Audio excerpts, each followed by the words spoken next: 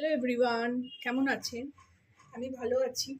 আজকে আপনাদের সঙ্গে শেয়ার করছি সিমুয়ের পায়েস।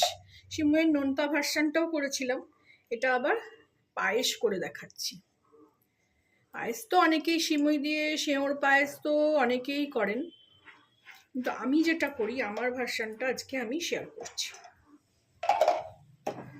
ঘি শেষ হয়ে গেল, গরম জলে বসিয়েছিলাম তো প্লাস্টিকের জিনিস তেবড়ে গেল। প্লাস্টিকের জিনিস একদম খাওয়া উচিত নয়, ফেলেই দেবো, এবারে কাঁচেতে রাখবো আবার।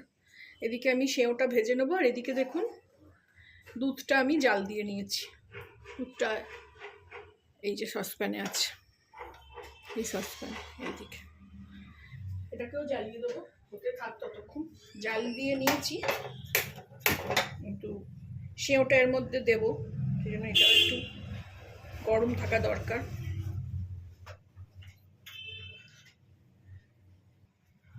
তেলটা গরম হয়ে গেছে, এর মধ্যে আমি দুটো ছোট এলাচ ফোড়ন দেবো। ফাটিয়ে নিলাম একটু, তেল না সরি ঘি। আর এর মধ্যে এই যে নোনতা যাবে যখন করেছিলাম, আর এটাকে দিল্লিতে বলি আমরা যাবে বলতাম বলে, ওটা যখন সিমুইয়ের নোনতা ভার্সানটা হয় তো যাবে বলি আমি, ওখান থেকেই শিখেছি। তা এখন সেটাই ছিল খানিকটা, সেটা দিয়ে আজকে পায়েস করছি। অনেকে অনেক রকম ভাবেই করেন, একটুকুনি রেখেই ছিলাম যে পায়েস করব বলেই।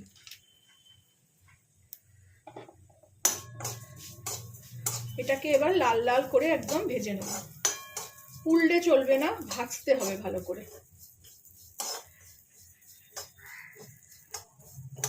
আঁচটা কমিয়ে রেখেছি।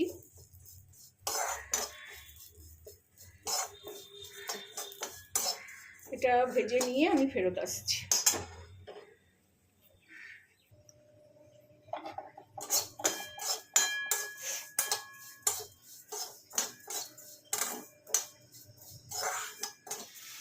এরকম আঁচ কমিয়ে কমিয়ে রান্না করলে এদিকে রান্নাও হয়ে যাবে, ওদিকে অন্য কাজও আমার করে নিতে পারি।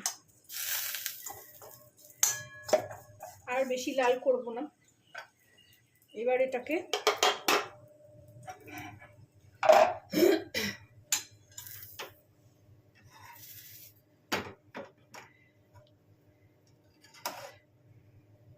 দুধে আজকে দেখুন সর পড়েছে, টন্ড দুধ, তাতেও সর পড়েছে। এবার এটাতে ঢেলে দেবো।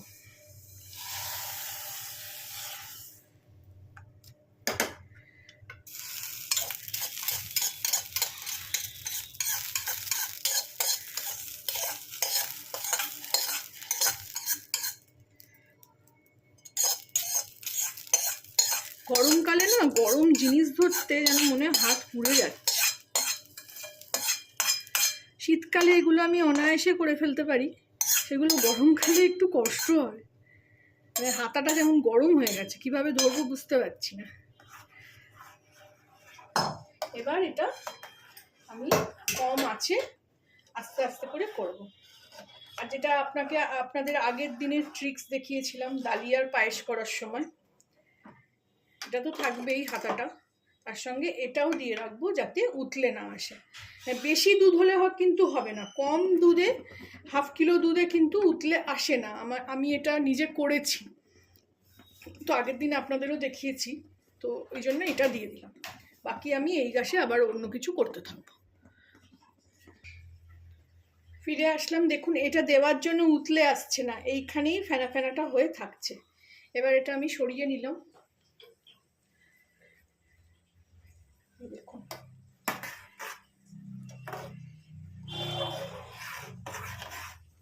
আমি নাম বলতে চাই না, একজনের কাছে খেয়েছিলাম সিমুইয়ের পায়েস।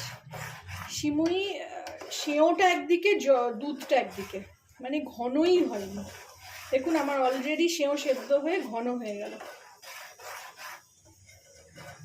খুব সোজা আর ইজি এগুলো আমি হর সময় মানে দুধ থাকলে কিছু ইচ্ছে করছে না রান্না করতে, একটু পায়েস করে নিলাম, রুটি দিয়ে খাওয়া হয়ে যায়। এর মধ্যে আমি এবার একটু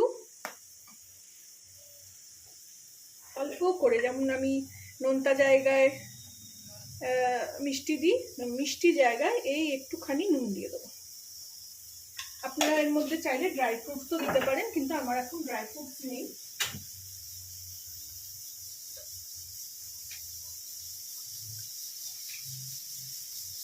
এবার আমি স্বাদ মতো চিনি দিয়ে দেবো।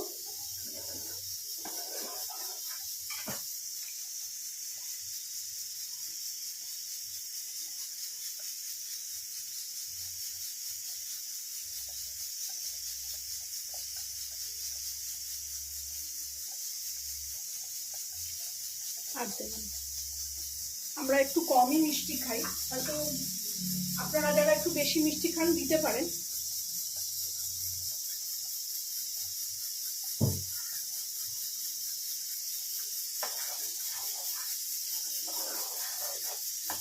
এদিকে কুকারের আওয়াজ হচ্ছে, ডাল করছি আসলে। দুদিন ধরে ভিডিও ছাড়া হয়নি, আমি আপাতত রোজই ভিডিও ছাড়ছিলাম, দুদিন ধরে ছাড়া হয়নি।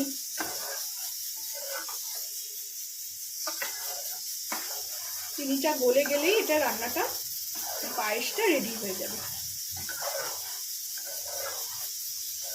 আমি এই পাশ থেকে এগুলো কেকে কেকে নিই, তাহলে এই যে এইগুলো সব দুধে চলে গেলে ঘন হয়ে যায় জিনিসটা। সরগুলো নয়তো গায়ে গায়ে লেগে থাকলে ওগুলো মেজে তখন তুলতেও অসুবিধা হয় আর নষ্টও হয়, কিন্তু গরমে হাত দিতে পারছি না আমি।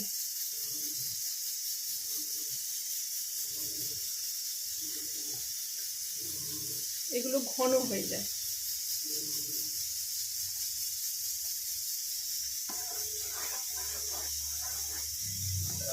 শীতকালে গুড় দিয়েও করেছি অনেকবার, খুব ভালো খেতে হয় খেজুরের গুড় দিয়ে। এখন চিনি খাওয়া বন্ধ করে দিয়েছি বলে এসব জিনিস এখন খুব কম করি। ছেলে এসছে বলে সেই জন্য এইসব জিনিস করা হচ্ছে।